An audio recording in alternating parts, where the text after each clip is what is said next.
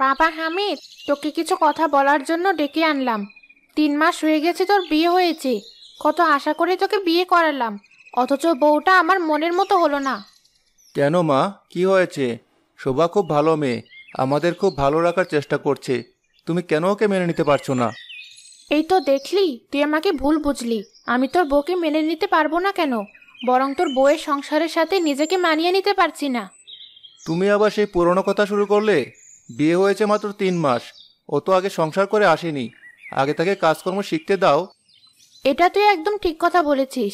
আমি না হয় ওকে ভালো করে শিখিয়ে পড়িয়ে নিব, কিন্তু 3 মাস হয়ে গেছে বিয়ের, অথচ এখনো আমাদেরকে কিছু টাকা পয়সা দিল না। টাকা পয়সা? কোন টাকা পয়সার কথা বলছো তুমি? মা, আমি তো আগেই বলেছি যৌতুক নিয়ে আমি কখনোই বিয়ে করব না। কেন তুই যৌতুক নিয়ে বিয়ে করবি না? এই গ্রামের সবাই তো যৌতুক নিয়ে বিয়ে করেছে। সবাই টাকা পয়সা, ফার্নিচার, কত কিছু পেয়েছে। তুই কম কিসে? আমার রাজপুত্রের মতো ছেলে তুই। সবাই কি পেয়েছে তা তো আমি জানতে চাই না মা, কিন্তু আমি টাকা পয়সা নিতে পারবো না। এটা সমাজ বিরোধী এবং আইন বিরোধী। আর তুমি কিনা বলছো আমাকে শ্বশুরবাড়ি থেকে যৌতুক আনার জন্য?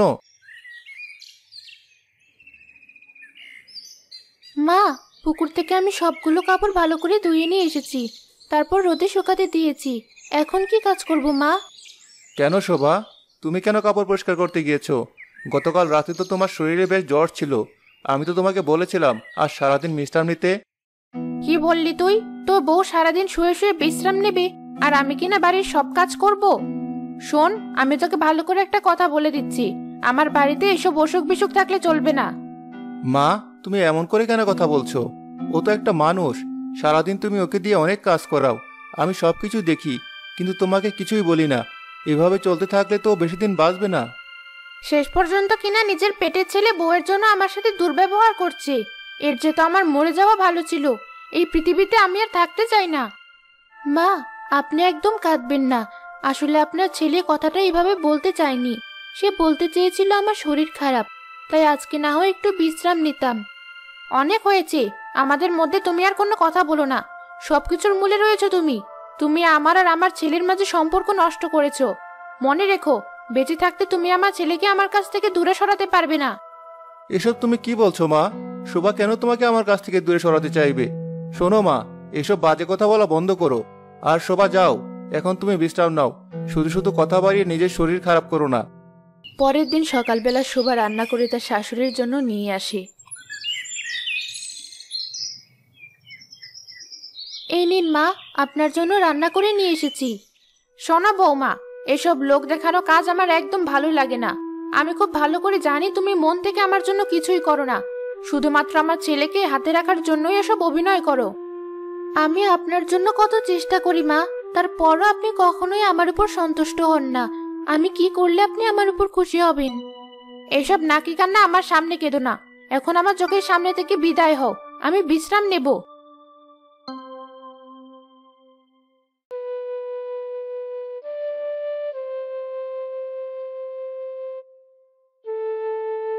তুমি মন খারাপ করে এখানে বসে আছো কেন? কেউ কি তোমাকে কিছু বলেছে? আমি মাকে ভালো রাখার জন্য কত চেষ্টা করি, নিজ হাতেই তার জন্য খাবার তৈরি করি, তার সেবা করি, কিন্তু মা আমাকে একদম সহ্য করতে পারে না। আমি সবকিছুই বুঝতে পারি, কিন্তু কি করব বলো তো? হাজার হলে উনি তো আমার মা। আমি তো আর ওনাকে বাড়ি থেকে বের করে দিতে পারি না। এসব তুমি কি বলছো? আমি জানি তুমি আমার প্রতি অনেক যত্নশীল। তাছাড়া তোমাকে একটা ভালো সংবাদ দেওয়া হয়নি। কি সংবাদ? সংবাদটা হলো, আমি মা হতে চলেছি, আর তুমি বাবা হতে চলেছো। কি বলছো তুমি? তুমি আজকে আমাকে কত বড় একটা খুশির সংবাদ দিলে তা তুমি নিজেও জানো না। এসো এসো, তুমি আমার কাছে এসো, আর চলো দুজনে মিলে মাকে খবরটা দিয়ে আসি। এই খবরটা পেলে মা মনে হয় খুশি নাও হতে পারেন, কারণ বেশ কয়েকদিন আগে আমাকে তিনি বলেছিলেন আমি যেন এখন সন্তান না নেই। কি যে পাগলের মতো কথা বলছো তুমি! তুমি যদি সন্তান নাও তাহলে মায়ের সমস্যা কি? চলো চলো, এসব আজে বাজে চিন্তা করার দরকার নেই। এখন আমরা মায়ের সাথে গিয়ে কথা বলি।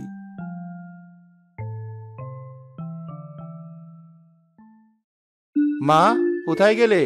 দারুণ একটা খুশির সংবাদ নিয়ে এসেছি। তুমি দাদি হতে চলেছো। এই ঘর আলো করে আমার আর সবার সন্তান আসতে চলেছে। কি বলছিস তুই? বিয়ে হয়েছে 1 বছরও হয়নি, আর এখনই তুই বাবা হতে চলেছিস? না না, আমার এই কথাটা একদম পছন্দ হয়নি। তুই এখনই কবিরাজের কাছে গিয়ে একটা ব্যবস্থা কর। মা, এসব আপনি কি বলছেন? এই ঘর আলো করে আপনার নাতি বা নাতনি আসতে চলেছি, আর আপনি কিনা তাকে আসার আগে মেরে ফেলতে চাইছেন? আপনি কেমন দাদি? ছি মা, তুমি এমন একটা কথা কি করে বললে? না না, আমি তোমার সাথে একমত হতে পারছি না। তোমার এই কথায় আমি স্পষ্ট বুঝে গেছি, তুমি আমার প্রতি যা ভালোবাসা দেখাও তা সব মিথ্যা। শোন বাবা, আমার সব ভালোবাসা শুধুমাত্র তোর জন্যই। তোর স্ত্রীর প্রতি আমার কোনো টান নেই। তাছাড়া সে সন্তান দেবে কি দেবে না এটা তার সম্পূর্ণ ব্যক্তিগত ব্যাপার। এই সন্তানের প্রতি আমার কোনো টান থাকবে না। ঠিক আছে, এটা যদি তোমার শেষ কথা হয় তাহলে সন্তান জন্ম নেওয়ার পর আমি শোভাকে নিয়ে অন্য জায়গায় চলে যাব। তুই এমন একটা কথা কি করে বললি বাবা? ঠিক আছে, তুই যদি আমার সাথে থাকতে নাই চাস তাহলে তোর স্ত্রীকে নিয়ে অন্য কোথাও চলে যা। অনেক বড় একটা বিপদে পড়ে আপনার সাথে দেখা করতে এসেছি। আমার সংসারটা ভাঙতে চলেছে। আমার বৌমা একটা ডাইনি, সে আমার ছেলেকে হাত করে নিয়েছে। এখন ওদের সন্তান আসতে চলেছে। যদি ওদের একবার সন্তান হয় তাহলে আমার ছেলে আমাকে ছেড়ে অনেক দূরে চলে যাবে। আরে বাবা, কান্নাকাটি না করে কি বলতে চাইছিস সরাসরি বল। তোদের সাহায্য করার জন্যই তো আমি এখানে তৈরি হয়ে বসে আছি। কবিরাজ মশাই, যে করেই হোক আমার ছেলেকে আমার কাছে ফিরিয়ে দিন। যে সন্তান আসতে চলেছে তাকে হত্যা করার ব্যবস্থা করুন। আমাকে এমন একটা ওষুধ দিন যা খাওয়ার সাথে সাথে ওর সন্তান নষ্ট হয়ে যাবে। ঠিক আছে, আমি না হয় ওষুধ দিয়ে দিলাম, কিন্তু মনে রাখিস এই জন্য কিন্তু আমাকে অনেকগুলো টাকা দিতে হবে।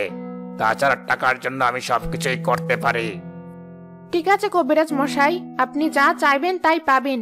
শুধু মনে রাখবেন মেয়েটা যেন মরে না যায়, তাহলে কিন্তু সব জানাজানি হয়ে যেতে পারে। আরে না না, আমি আগেও এই ধরনের অপকর্ম অনেক করেছি, কোনো বিপদ হয়নি। তুই কোনো চিন্তা করিস না। আগামীকাল সকালবেলা টাকা নিয়ে এখানে সময় মতো চলে আসবি। আমি তোকে ওষুধ দিয়ে দেব।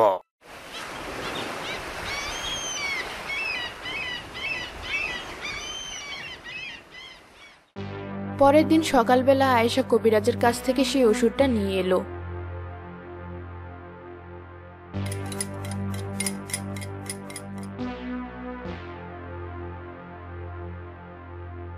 বৌমা নাও, আমি তোমার জন্য 1 গ্লাস গরম দুধ এনেছি।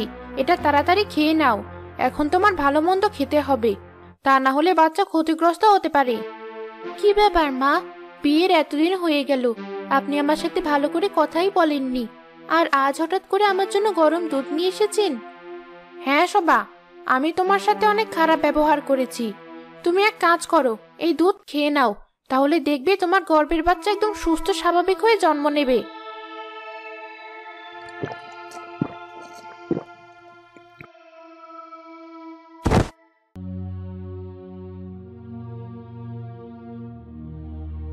কি ব্যাপার মা, শোভা মাটিতে অজ্ঞান হয়ে পড়ে আছে কেন? ওর কি হয়েছে? তাড়াতাড়ি ওকে তোলার ব্যবস্থা করো। আর বলিস না, সুভাকে আমি গরম দুধ এনে খাইয়েছিলাম, তার পরপরই ও অজ্ঞান হয়ে গেছে। তুই একটু অপেক্ষা কর, আমি এখনই কবিরাজ মশাইকে ডেকে আনছি। সর্বনাশ হয়ে গেছে। আপনি যে ওষুধটা দিয়েছিলেন ওটা আমি আমার বৌমাকে খাইয়েছি, কিন্তু ও তো মরে গেছে।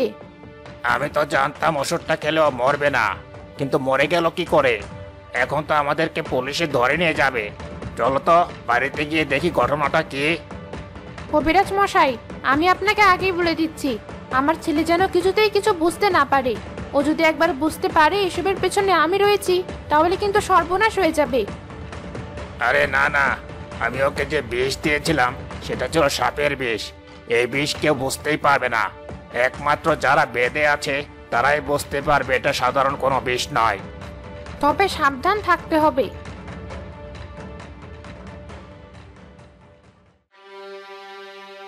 তুমি আমাকে ছেড়ে এভাবে চলে যেতে পারো না শোভা।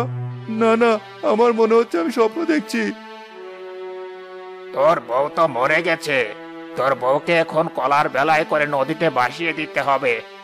আমার মনে হয় তোর বউকে ভূতে ধরেছিল, তাই গর্ভের বাচ্চাটির জন্য তোর বউ মারা গেছে। কি বলছেন কবিরাজ মশাই? না না, এটা হতে পারে না। আমার বউকে ভূতে কেন ধরবে? আমার বউ তো কখনো বাড়ি থেকে বেরই হতো না। আপনার কোথাও একটা ভুল হচ্ছে। শোন, ভূতে ধরতে তো আর বাইরে যেতে হয় না।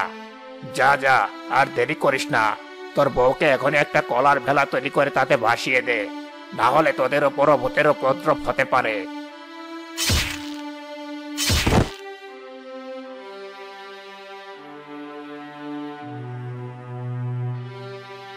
হামিদ বাধ্য হয়ে তার স্ত্রীকে কলার ভেলায় ভাসিয়ে দিল।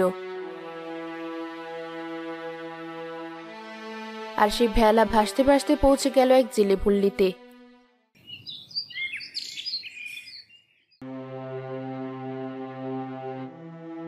কি ব্যাপার রহিমা, সকালবেলা কাঁদতে কেন বসেছো? কি হয়েছে তোমার? তাড়াতাড়ি আমাকে খেতে দাও, আমাকে নদীতে মাছ ধরতে যেতে হবে। কি হবে মাছ মেরে? কি হবে এত টাকা পয়সা দিয়ে? মাত্র 20 বছর বয়সী মেয়েটা নদীতে গোসল করতে গিয়ে ডুবে মারা গেল। আমাদের তো দেখার জন্য আর কেউ রইল না। এই অর্থ সম্পত্তি আমরা কি করব? আমাদের মেয়েটা মরেছে 15 বছর হতে চললো, তুমি এখনো মেয়েটাকে ভুলতে পারো না? কি হবে অস্মৃতি মাথায় রেখে? আমি তো মা, আমি কি করে আমার মেয়েকে ভুলবো? আমি ওকে জন্ম দিয়েছি, 10 মাস 10 দিন গর্ভে ধারণ করেছি। তুমি বাবা, তুমি সহজে ভুলে যেতে পারো। কি বলতে চাও তুমি? আমি আমার মেয়ের কথা মনে রাখি না?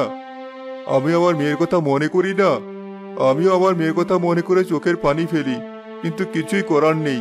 সৃষ্টিকর্তা আমার মেয়েকে আমার কাছ থেকে কেড়ে নিয়েছেন। যে আমাদের ছেড়ে চলে গেছে তার কথা ভেবে আর কি হবে? আমি তোমার খাবার তৈরি করছি, তোমার তো আবার মাছ মারতে যেতে হবে।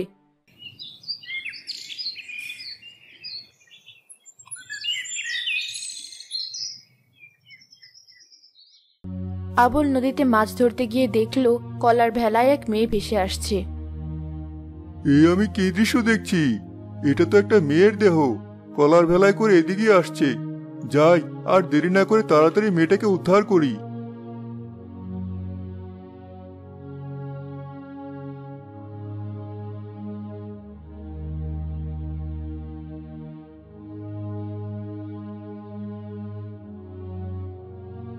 রহিমা, কোথায় গেলে তুমি?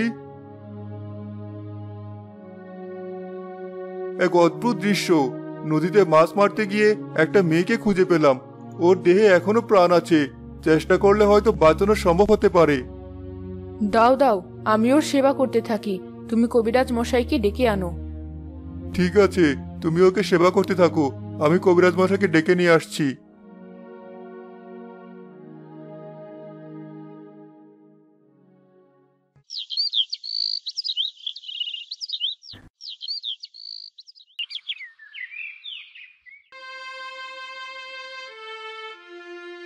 হামিদ, তোর বউ মারা গেছে 3 মাস হতে চললো, এখনো তুই স্বাভাবিক হতে পারিসনি? এভাবে তো জীবন চলে না। তুই তাড়াতাড়ি আরেকটা বিয়ে কর বাবা, আমার বয়স হয়েছে, যে কোনো সময় মরে যাব। এসব কি পাগলের মতো কথা বলছো মা? আমি আমার স্ত্রীর জায়গায় অন্য কাউকে কখনো দিতে পারবো না। এসব বাজে কথা বলা বন্ধ কর। কারোর জন্য পৃথিবী আটকে থাকে না। তোর এক বউ মরেছে তো কি হয়েছে? এবার আমি আমার পছন্দ মতো তোকে বিয়ে করাবো, অনেক টাকা যৌতুক নেব। মা, তুমি পড়ে আছো যৌতুক নিয়ে। তোমার এই স্বপ্ন আমি কখনোই পূরণ হতে দেব না। আগে আমি খুঁজে বের করবো আমার বউ কি করে মারা গেল। আমার মনে এখনো সন্দেহ রয়েছে, কেউ আমার বউকে খুন করেছে। কি বললি তুই? তোর বউকে কেউ খুন করেছে? তোর বউকে কে খুন করতে যাবে? তার মানে তুই কি বলতে চাচ্ছিস আমি তোর বউকে খুন করেছি? তুমি এত রেগে কেন যাচ্ছ মা? আমি তো একবারও বলিনি যে তুমি আমার বউকে খুন করেছো। অনেক হয়েছে, আর কোনো কথা নয়। আগেরবার তুই নিজের পছন্দে বিয়ে করেছিলি, তাই তো এই বউটা অপয়া ছিল। এবার আমি একটা লক্ষ্মী মেয়েকে বিয়ে করাবো।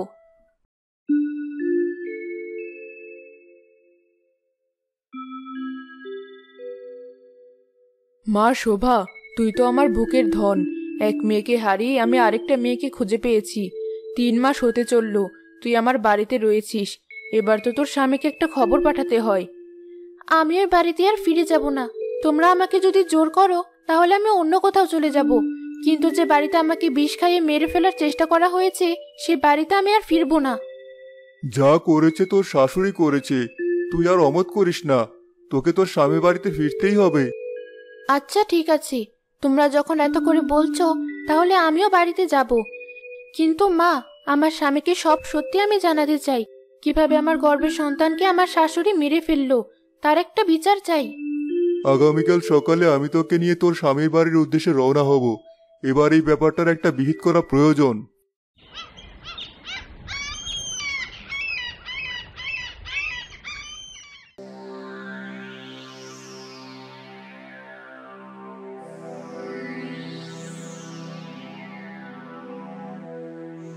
অমিত বাবা, বাড়িতে আছো? আমি জেলে পল্লীর এক জেলে, তোমার সাথে একটা জরুরি ব্যাপারে কথা বলতে এসেছি। জি বলুন, কি ব্যাপার? আমি তো আপনাকে চিনি না, কখনো দেখেছি বলেও তো মনে হচ্ছে না। তোমার একটা দামি জিনিস আমার কাছে রয়েছে, এই জিনিসটাই আমি তোমার কাছে ফেরত দিতে এসেছি। অনেকদিন ধরেই অপেক্ষা করছি। দামি জিনিস? কি বলছেন আপনি? আমার জীবনে সবচেয়ে দামি জিনিসটা হারিয়ে গেছে, যা আমি আর চাইলেও কোনোদিন ফেরত পাবো না। কি ব্যাপার হামিদ, এই সাত সকালে আমাদের বাড়িতে কে এসেছে? ওনাকে তো কখনো দেখিনি। আপনি আমাকে চেনেন না, কিন্তু আপনাকে আমি খুব ভালো করে চিনি।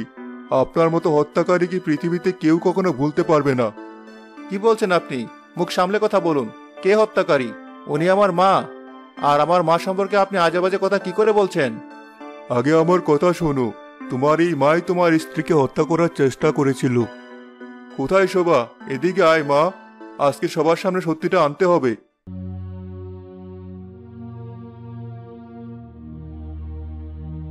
শোভা, তুমি বেঁচে আছো? তোমাকে তো আমি নিজের হাতে কলার বেলায় করে বাসিয়ে দিয়েছিলাম। না না, এ কখনোই সম্ভব না। শোভা বেঁচে থাকতে পারে না। কেন? শোভা কেন বেঁচে থাকতে পারে না? কারণ শোভাকে আপনি দুধের মধ্যে বিষ খাইয়ে মেরে ফেলতে চাইছিলেন, তাই তো? তুই এসব কথা বিশ্বাস করিস না। আমি ওকে কখনোই মারতে চাইনি। আমি শুধুমাত্র ওর গর্ভে সন্তান নষ্ট করতে চেয়েছিলাম।